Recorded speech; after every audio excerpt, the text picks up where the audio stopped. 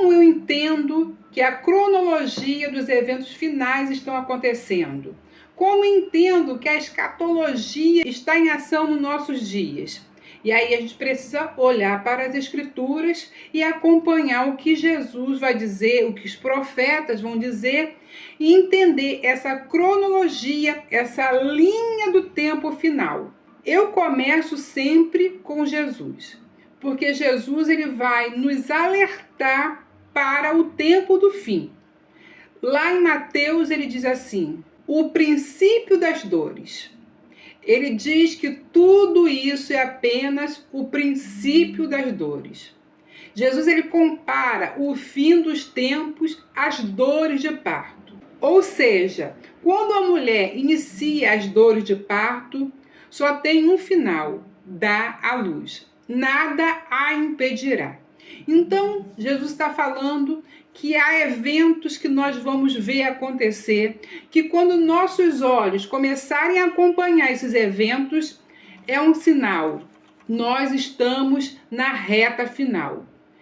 E esses sinais, eles não indicam o nascimento imediato, não, mas anunciam que o parto é inevitável. E aí a gente olha para aquilo que o Senhor deixa registrado. Falsos cristos surgirão, guerras se multiplicam, fomes vão assolar os continentes. Uma fome que nunca se viu igual. Hoje você consegue perceber que as pessoas estão abandonando o campo dia por dia. O campo está ficando cada vez sem condição de produzir. E cidade asfaltada, com prédios, ela não produz. Então nós estamos vendo essa profecia se cumprindo. O clima não permitindo que os alimentos cheguem à produção desejável. Nós estamos vendo que os alimentos estão entrando em uma crise. A terra vai tremer em vários lugares. Mas esses eventos, eles não acontecem isoladamente. Esses eventos vão ser um pacote acontecendo, queridos irmãos.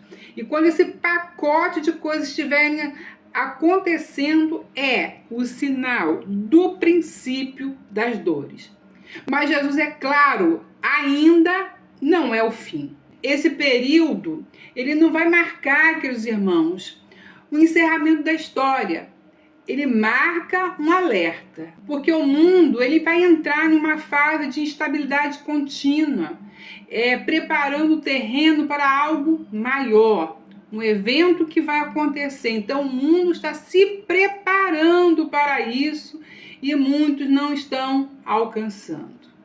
Nós vamos ver, queridos irmãos, como diz lá em Tessalonicenses, que o anticristo ele vai surgir, porque o povo de Deus ele não vê a vinda do Senhor antes que se manifeste a apostasia e o filho da perdição. Então nós veremos a manifestação do anticristo. Esse é mais um sinal escatológico. Em meio ao caos global, surge um líder, que a gente já falou aqui, que vai ser carismático, inteligente, persuasivo, né? E ele não aparece como vilão, queridos irmãos. Ele aparece com soluções para os problemas. A Bíblia, ela chama, lá em Daniel, de o príncipe que há de vir. Nós veremos uma falsa paz no Oriente Médio. Nós veremos uma falsa paz no Oriente Médio. Segurança para Israel, aparentemente. O mundo vai parecer que está estabilizado. Só vai parecer. Mas essa paz é uma ilusão cuidadosamente construída, como nós já estamos vendo. Nós precisamos analisar mais um ponto nessas dores de parto que vão crescendo. A abominação da desolação.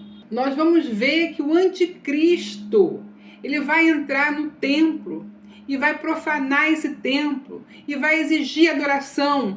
Então nós precisamos ter o que nessas dores de parto? A construção do templo. Então são sinais conjuntos que vão nos levar ao final do parto. Vamos dizer assim, nós teremos um período de 7 anos. 7 anos que serão divididos, 3 anos e meio e 3 anos e meio. E Jesus, ele nos alerta, quando virge a abominação da desolação, então começa o período mais sombrio da história humana. Esse período sombrio também é chamado da angústia de Jacó. Eu chamo de o último cativeiro. E nessa sequência, queridos irmãos, que vai só aumentando as dores de parto, nós chegamos na grande tribulação. Nunca houve nada igual, nunca haverá, é garantido nas Escrituras. Uma perseguição global, controle econômico absoluto, a marca da besta como exigência.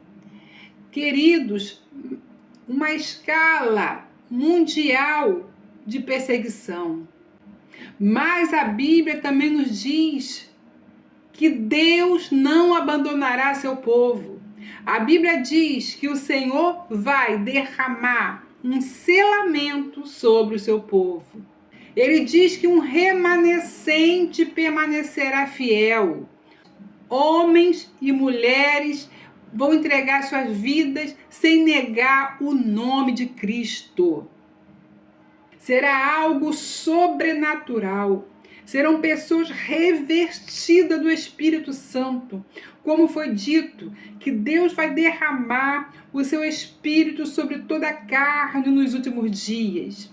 Esses homens e mulheres vão experimentar de uma unção que também nunca houve em todos os tempos. Deus fará proeza no meio do seu povo. E vamos salientar algo aqui na grande tribulação. Muitos irmãos acreditam que na grande tribulação eles não estarão na terra, que é uma escatologia que não faz parte do pensamento da igreja primitiva.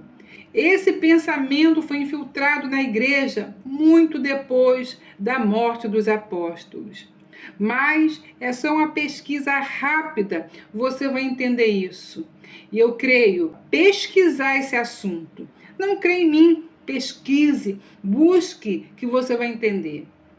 Porque a igreja primitiva, ela acreditava no arrebatamento depois da grande tribulação.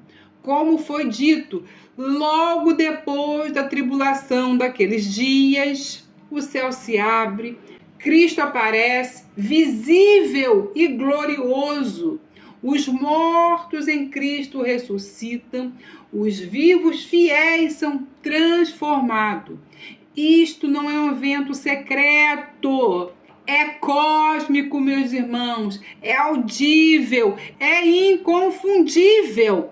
Quando isso estiver acontecendo, não haverá dúvida nos corações, as pessoas verão e muitos vão lastimar. Quando o povo de Deus for arrebatado, nós passaremos então para uma outra fase. Qual é? A ira de Deus. Tudo que Deus falou, o dia do Senhor, não é mais a ira dos homens, é a ira do Cordeiro. As taças são derramadas. O sistema do anticristo entra em colapso total.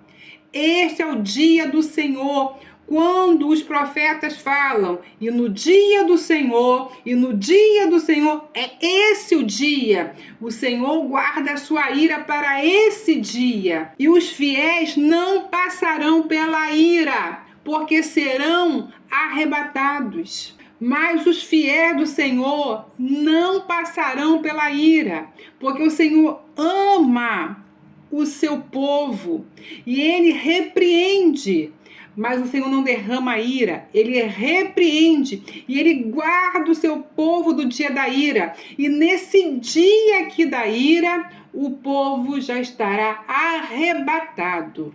E nós temos um ponto adiante nessa cronologia, porque depois disso, queridos irmãos, os exércitos da terra vão se reunir para subir a batalha contra o Cordeiro.